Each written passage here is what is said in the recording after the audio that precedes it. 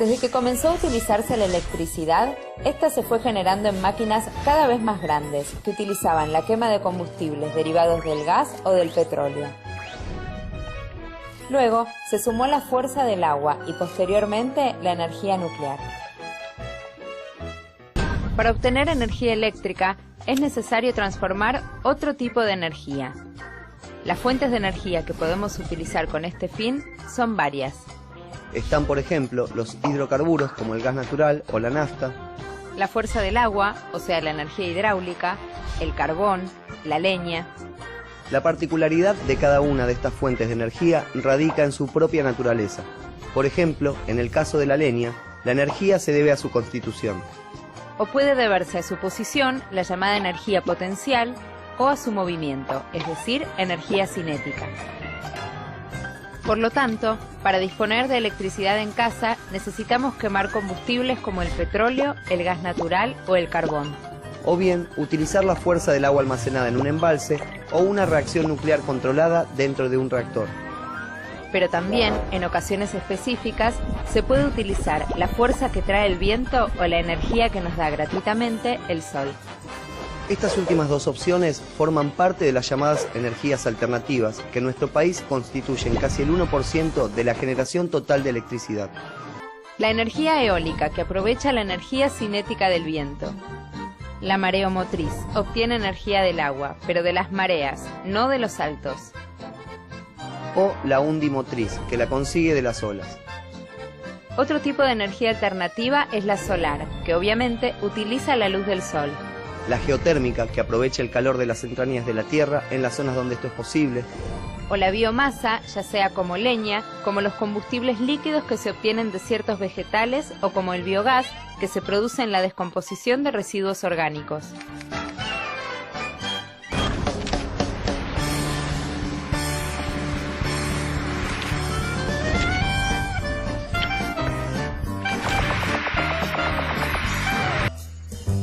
El sistema consiste en un circuito cerrado de agua que circula a través de una serie de tubos dentro de una caja negra. Dicha caja está cerrada con un vidrio en su parte superior como un mini invernadero. Dentro de esta caja se logran grandes temperaturas cuando incide el sol. Este calor se transmite al agua, que pasa por un intercambiador de calor similar a un termotanque antes de ser utilizada en el hogar. El mismo principio de los colectores solares se utiliza a gran escala para generar energía eléctrica. Colectores compuestos por miles de espejos concentran la radiación solar en un punto llamado receptor, donde se calienta el agua u otra sustancia hasta convertirla en vapor. Este vapor, como en las centrales térmicas a vapor, es utilizado para mover grandes turbinas, que a su vez hacen girar un generador eléctrico.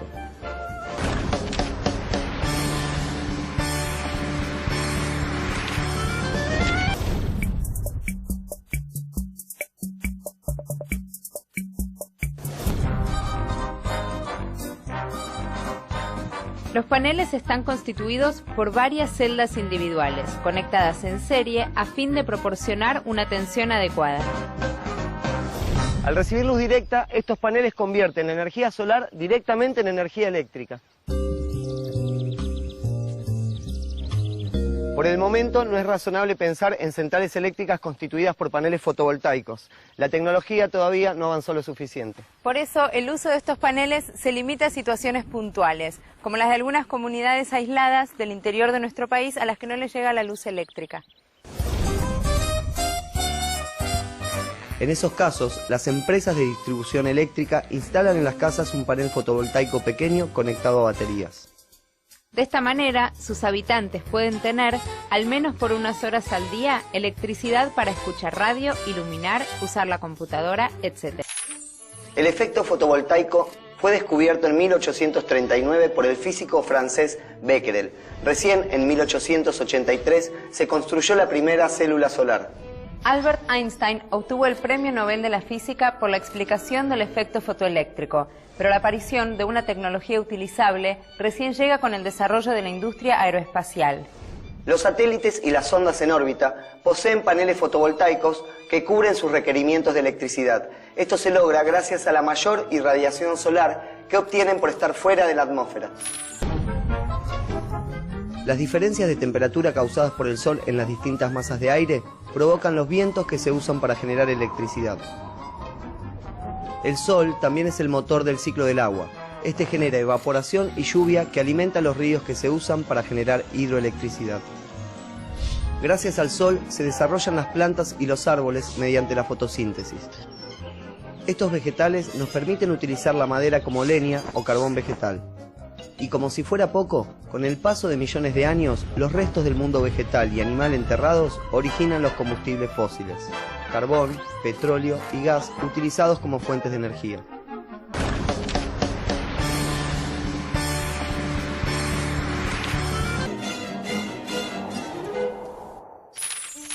La fuerza de los vientos fue una de las primeras formas de energía naturales que aprovechó el hombre para desplazarse y a través de molinos moler granos o bombear agua. La primera referencia histórica del uso de los molinos data del siglo V a.C., en una zona cercana a Irán y Afganistán. A lo largo de la historia se han desarrollado diferentes modelos de molinos de viento. En la actualidad, el aprovechamiento de la energía eólica está orientado a la generación de energía eléctrica, pero no por eso se dejaron de usar los clásicos molinos de viento de las pampas para bombear agua. Si estos molinos fueran reemplazados por bombas eléctricas, para obtener la misma cantidad de agua demandarían un consumo muy importante de energía eléctrica. Alrededor de 360.000 molinos en nuestro país permiten aprovechar una energía cercana a la generada por 130.000 toneladas de petróleo. Un aerogenerador está compuesto por los cimientos, la torre, la góndola, las aspas, el rotor y la conexión a la red eléctrica. Salvo la torre, los cimientos y las aspas, todo lo demás se encuentra en la góndola. La góndola gira alrededor de la torre para poder enfrentar al viento cuando está generando. Las aspas y el rotor giran por la energía cinética del viento que transmite su movimiento a una caja de engranajes. La caja de engranajes transforma la baja velocidad del eje del rotor en alta velocidad de rotación en el eje del generador eléctrico. Y el generador transforma esa energía en eléctrica.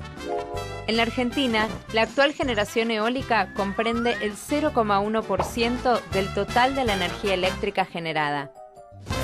Para darnos una idea, necesitaríamos 50 veces la cantidad de aerogeneradores instalados en la Argentina para lograr una generación similar a la de la central hidroeléctrica del Chocón, en la provincia de Neuquén.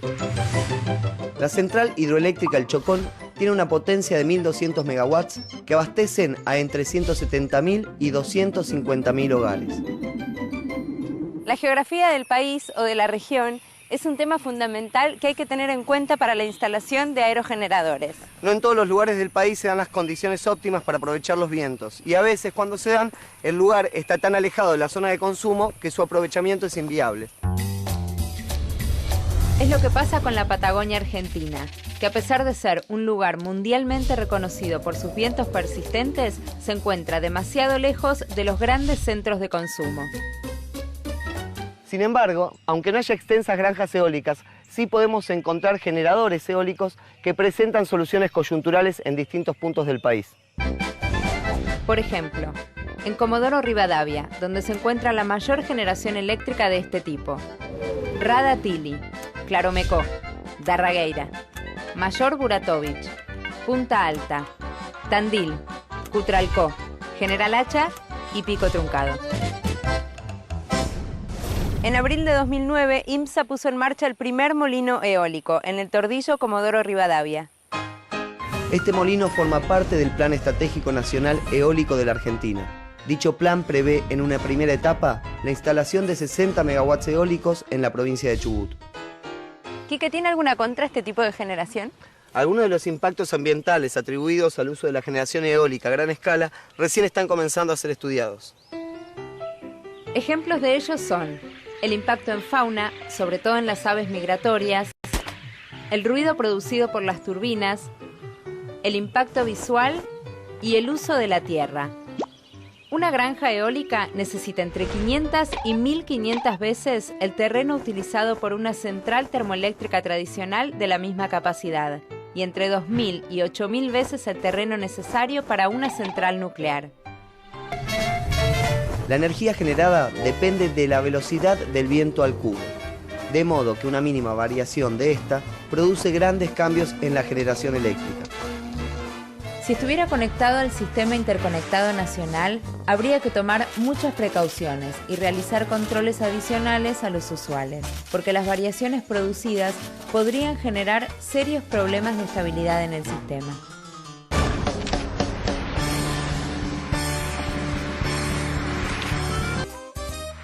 Cuando materia orgánica como el estiércol o residuos vegetales se fermentan en presencia de oxígeno, se genera dióxido de carbono, porque las bacterias que degradan esa materia respiran oxígeno y exhalan dióxido de carbono como cualquier animal.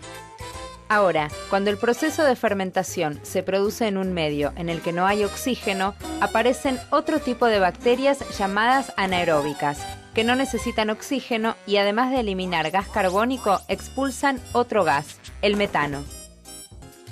El biodigestor tiene un conducto de entrada por el cual se suministra materia orgánica, como estiércol o residuos de mataderos, mezclada con agua. Los materiales que ingresan se llaman afluentes y los que egresan, efluentes. El proceso de digestión que ocurre dentro del biodigestor libera energía química contenida en la materia orgánica que se convierte en biogás. Al biogás obtenido en un biodigestor se lo puede utilizar como si fuera el gas natural que normalmente usamos para cocinar, calefaccionar, para algún proceso industrial, etc. Pero con la ventaja de poder obtenerlo en forma continua y aún estando en una zona aislada a donde no llegue el servicio de gas natural. Por otro lado, los residuos de los biodigestores son un excelente abono natural que permite recuperar suelos degradados por cultivos intensivos. La incorporación de las energías alternativas puede ayudar a reducir los consumos de combustibles, a la vez que aumenta la generación de electricidad.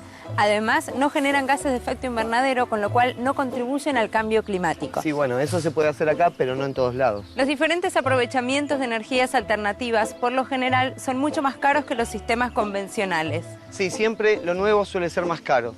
Aparte, en nuestro país, las regiones propicias para la generación de energía eólica y solar a gran escala están muy alejadas de los centros de grandes demandas de electricidad. Por lo que hay que tener en cuenta que para llevar esa energía a los grandes centros de consumo se requiere de obras de transmisión de gran envergadura.